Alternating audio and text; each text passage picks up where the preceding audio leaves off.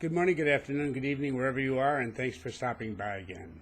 I'd like to talk about something before we get started, because I've had 2 or 3 questions come in about this, and I just wanted to answer them, and it doesn't take long.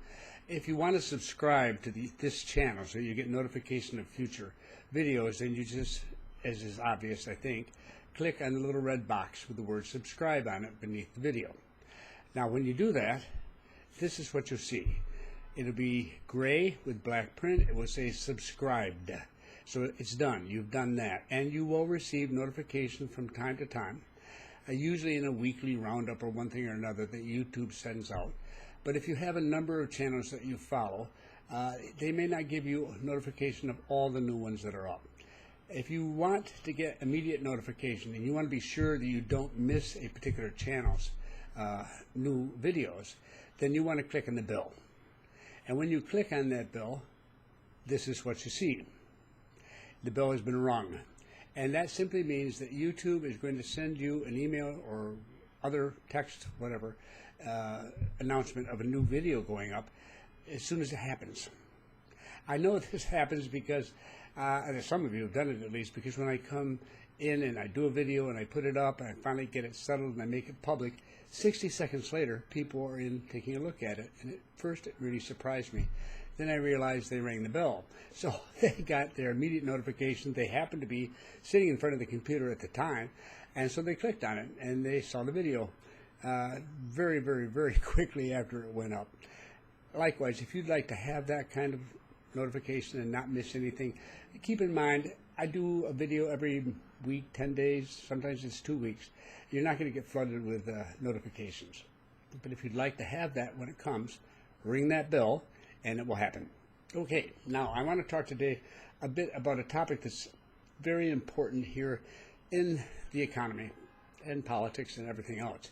And that is the concept of Panama as a hub in Latin America, a hub for logistics and a hub for business. And we want here to see Panama become the primary hub of all of Latin America, which seems very ambitious when you consider how small a country we are. But as you already know from other videos I've shown, Panama's right in the middle. It is the bridge between North and South America. It's also the water bridge between the Atlantic and Pacific. It's about as centrally located as anything can be in the Western Hemisphere. So it has that, plus the canal. It's a logical place to be somewhat of a hub, but that's not what we're talking about. We're talking about something far more ambitious, and where a lot of progress has already been made, but a lot more is planned, and a plan that runs through 2030 to complete this hub. Now, I'm going to use maps and images to give you an idea of what's going on. So let's take a look at the first one. Now, a lot of pink and blue lines running around there. Ignore the blue lines for the moment. We'll get to them later. The pink lines are flight paths, and they show exactly that. Airlines, where they coming to and from various locations and landing in various locations. Let's add some circles there, some white circles. And you'll see up on the left is San Jose, the capital of Costa Rica. And down on the far right, you will see Bogota, the capital of our big neighbor, Colombia, and then Panama City, of course, in the center.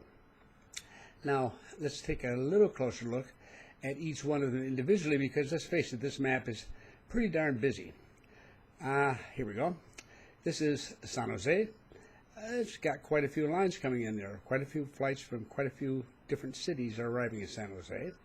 Here we have Bogota. Looks like there are even more coming into Bogota, which is likely true. And then we have Panama City. And quite a few coming in there too. So let's put the 3 of them side by side. Now, you can run a comparison across. Visually, it looks like Costa Rica is getting fewer flights, and that's very likely to be true.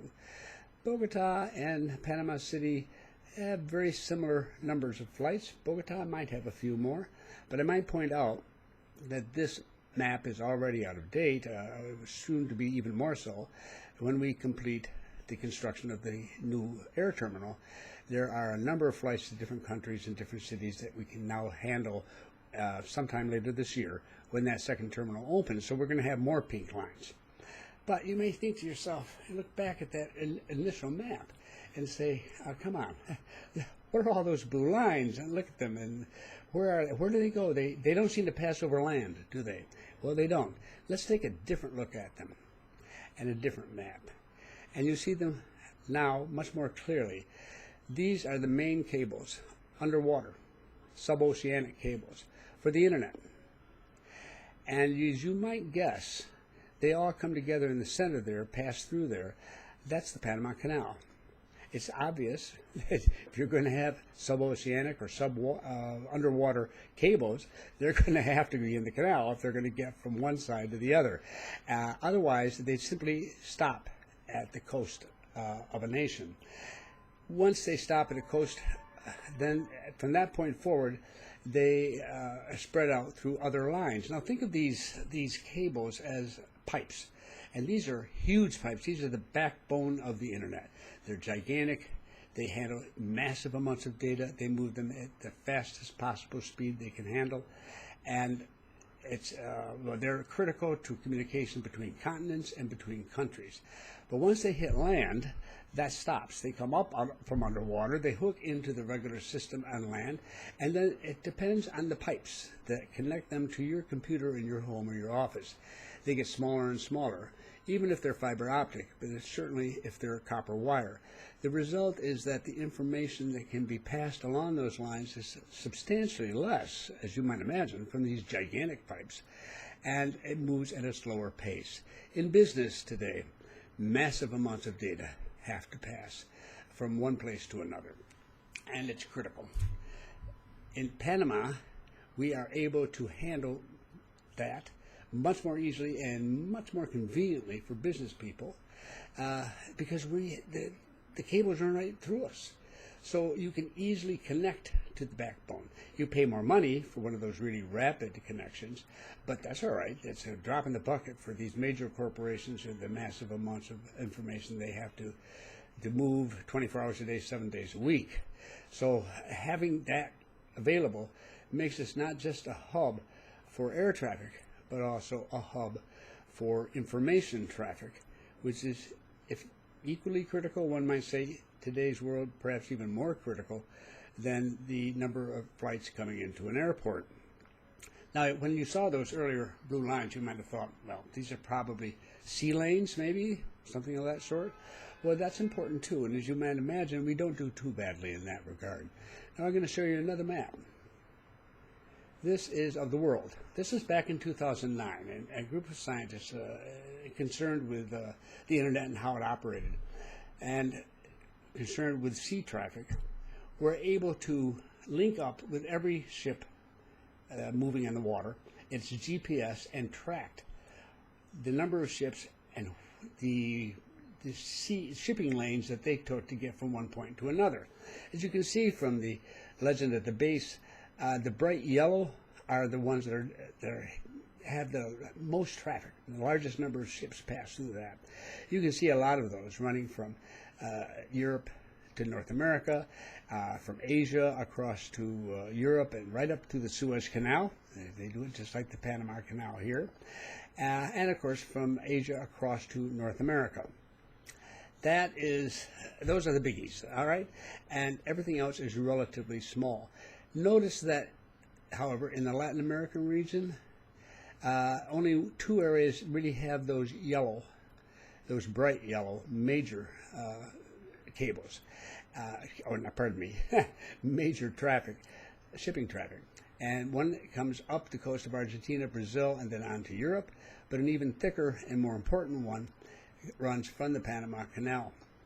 And that is seen in this inset, where you can see that we are an intense center for shipping, and it's as clear as that, much more so than anybody else. In fact, in that 2009 study, after tens and tens and tens of thousands of ships being followed over that course of that entire year, they came up with a list of the most active ports. Now, how they dealt with the question of port was interesting. In that, let's say Shanghai or another major port area might have two, New York City area, for example, might have 2 or 3 ports. They were combined, and they were considered to be one port. They treated the Suez Canal and the Panama Canal in the same way. We have 7 ports. We have new ports being built. We have multiple ports here. They do Suez. They're all combined, and the entire group are considered to be a single port for the sake of this particular listing, even though these ports operate independently, have different contractors who operate them and so forth. It's considered to be one port. On the basis of that, in the entire planet, the busiest port was the Panama Canal. Suez Canal was second, and Shanghai was third. So it's just sort of interesting to note that even though there's a lot more yellow lines moving in that map to a lot of different places, ours is the biggest. Ours is the most active from that perspective, and that's good information to have. So here you are, and you've got proximity to the pipelines, the major pipelines, the backbone of the internet. You have access to an airport, and now about to enlarge them significantly, which gives you air travel to pretty much everywhere. And then finally, you've got shipping. If shipping is important to you, well, there's no better place to be shipping than here in Panama. And the combination of the three is what really is meant by a logistics hub. And we're already got a lot of that moving in our direction. It's very hard. And maybe Brazilian ports at the moment can equal some of our ports, our individual ports activities up here. But in general, we're the shipping center. We're now also have the best internet connections, and we're rapidly getting to a point where we have the best airline connections. All of that is part of a greater plan that runs through 2030 that is dedicated to increasing this so that we are the center for logistics, but the center for business. I was interesting, there was a businessman in the newspaper recently, a foreign businessman, I don't remember from where, but he was talking about the benefits of being in Panama. He said the really good part was that he could have instant access, or almost immediate access to the internet, and the airport was fine, took him anywhere he wanted to go, but they also did a lot of shipping. He said it's wonderful because I can get in the car. If we have a shipping problem at a port, that port may be 15 minutes away or maybe an hour away by car, but I can get there, be there quickly, take care of that problem, and get back to the office, and the morning isn't gone yet. So that's not very easy to do when your port is 50 miles or 500 miles away from your office. And it's a much bigger difficulty. So in every way, it brings together, not only does it have all these services, but they're really focused and concentrated in a very small area of Panama.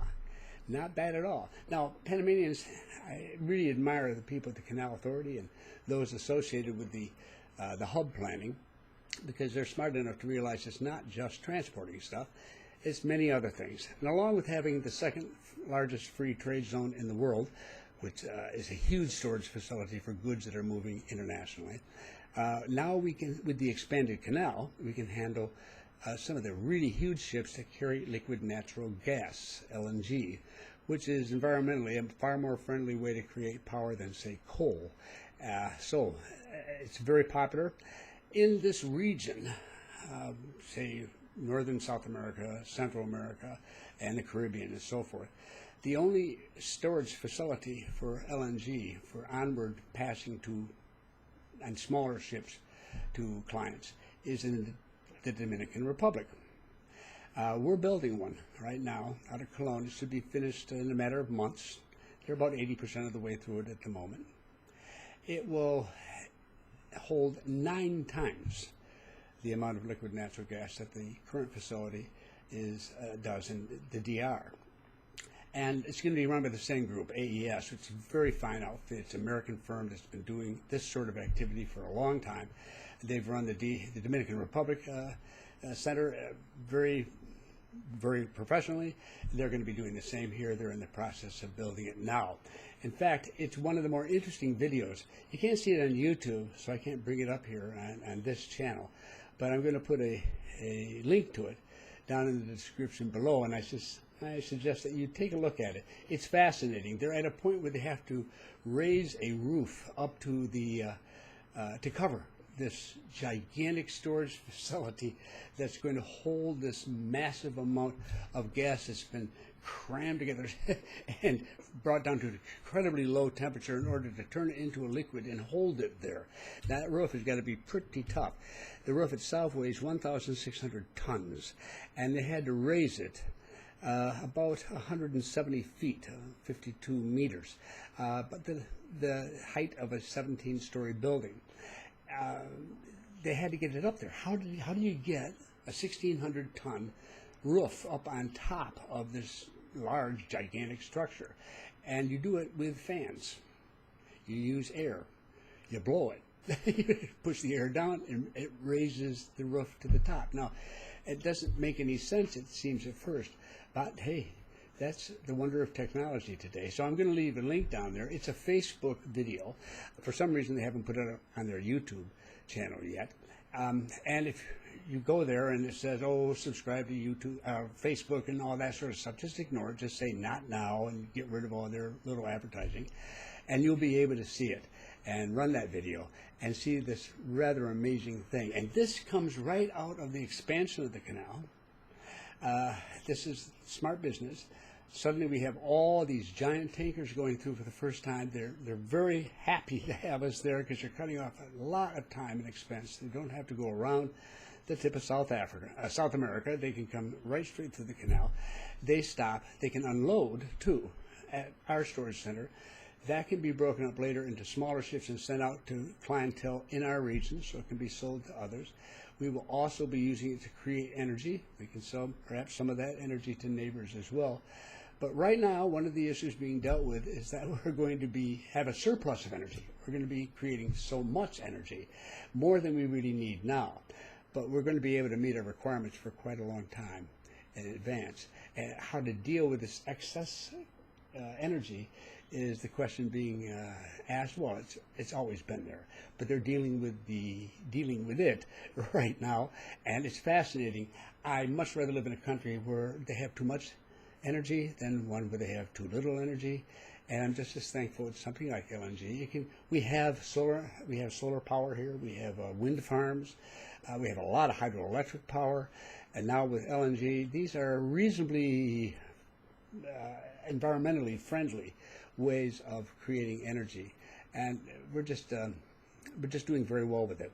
So, now in addition to being the hub, we are using the benefits we get from this to increase the strength of the country itself, not just from money, but from the power in this particular example, and other benefits that can come. So that's why I have such respect for the people who are in charge of this planning, because they just don't think of moving ships or moving planes or whatever. They also think, what more can we do with this that's going to improve Panama? And they proceed to work on it. And they've got lots of plans going. We got a couple more ports that are going to get built and so forth and what have you. It's really exciting to watch, and it helps the stability of the country. It helps continue Panama's growth, and improves the future for the children and the grandchildren here, and makes for a nicer country, a more stable country, a more successful country, where if you happen to be living here, you might find life a little bit more secure and less troublesome than you might in many another nation. There are several of them in Latin America where it just depends on the price of oil or the price of copper, whether they're in good shape or not. And they have difficulties, and they're seasonal in their tourism and so forth. There's ups and downs in their economic growth. Ours has been steady for years now, and we are putting in place, but we'll keep it steadily moving up in years to come. So with all that in mind, I hope you get a chance to stop by and visit us sometime. I hope that gives you a little better idea of what's going on here in terms of the economy. And I hope that if you subscribe, you'll ring the bell. So thank you once again for dropping by. Look forward to talking to you in the future.